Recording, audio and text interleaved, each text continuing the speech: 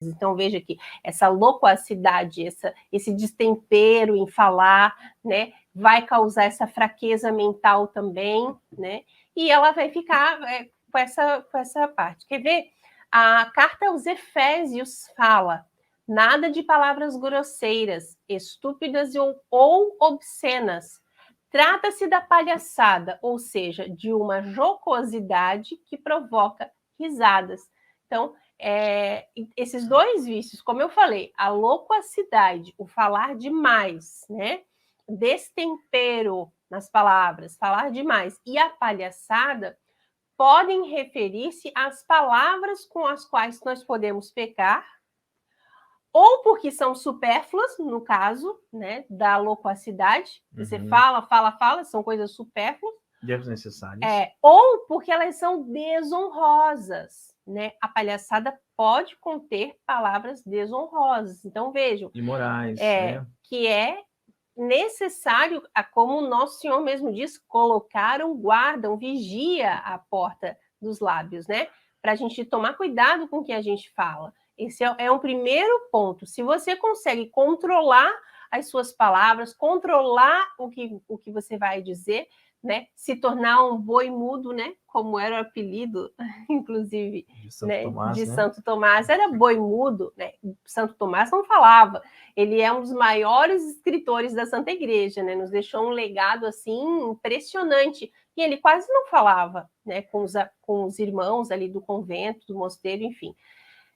Então é importante você ter esse controle, né? E principalmente prestar atenção nisso, porque se você fala demais, você pode pecar porque está falando coisas supérfluas. E nós vamos prestar contas de tudo que nós falarmos, né? De todas as conversas vãs, frívolas e tal que a gente tenha, aqui nesse mundo a gente vai prestar contas. Vai prestar contas, né? Da nossa língua. Então, ou então, no caso da palhaçada, querer fazer todo mundo rir e tal, aquela coisa jocosa, né? Ela pode ser uma coisa imoral, como o Raimundo falou, pode ser uma coisa desonrosa. Um palavrão, né? E então, tudo mais. Exatamente, é importante isso. Quem fala demais também, às vezes, acaba dando com a língua nos dentes, como a gente fala, né?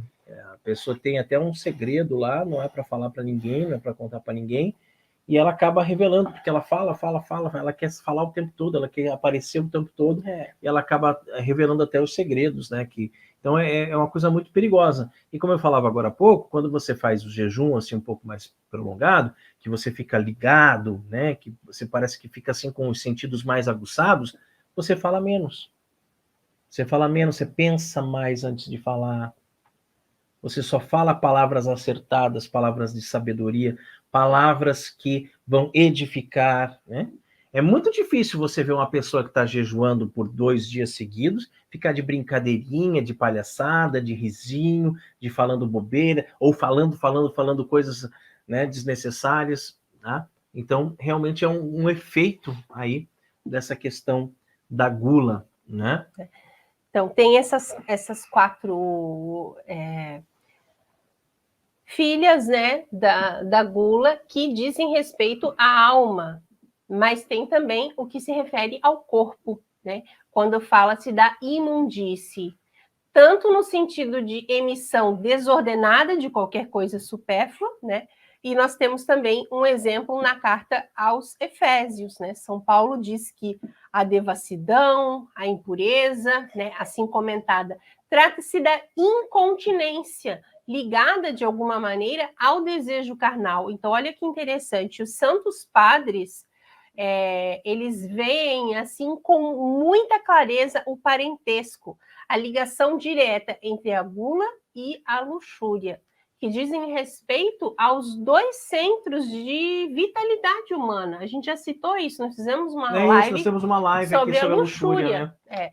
E a luxúria, né, ela também está intimamente ligado com a preservação da espécie humana, né? Então, é um dos centros da vitalidade do ser humano, né? A alimentação sustenta a vida e o sexo garante a preservação da espécie. Então, né, são 2 centros da vitalidade humana. Então, é importante você também atentar quanto a isso. A pessoa que peca com a gula, ela está muito tentada também a não controlar o desejo carnal, né? E aí presta atenção, porque às vezes você tem filhos pequenos, ou você tem filhos adolescentes, e que estão aí vivendo de forma desordenada, tá?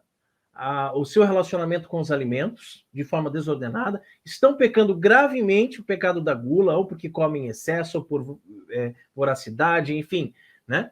E aí você diz assim, não, deixa para lá, ele está em fase de crescimento, ele precisa mesmo, não sei o quê. Você passa a mão na cabeça, do seu filho guloso hoje, amanhã ele é um homem pervertido, um homem que não consegue ser continente, um homem que não consegue viver a castidade, uma mulher que não consegue viver a castidade, né? Então, abre o olho, tá? Porque nós temos necessidade de alimento, sim. Existem fases na nossa vida que a gente tem mais necessidade de alimento, que é o que diz, está em fase de crescimento. Mas preste atenção se não é gula. E se for gula, corta já, tá? Corta as asinhas já. Ensina, educa, dentro da fé cristã, dentro da moral cristã, porque essa criança ou esse adolescente que hoje é um guloso, amanhã ele vai ser um depravado, porque está muito interligado. É demais a relação que existe entre a gula e a luxúria, né?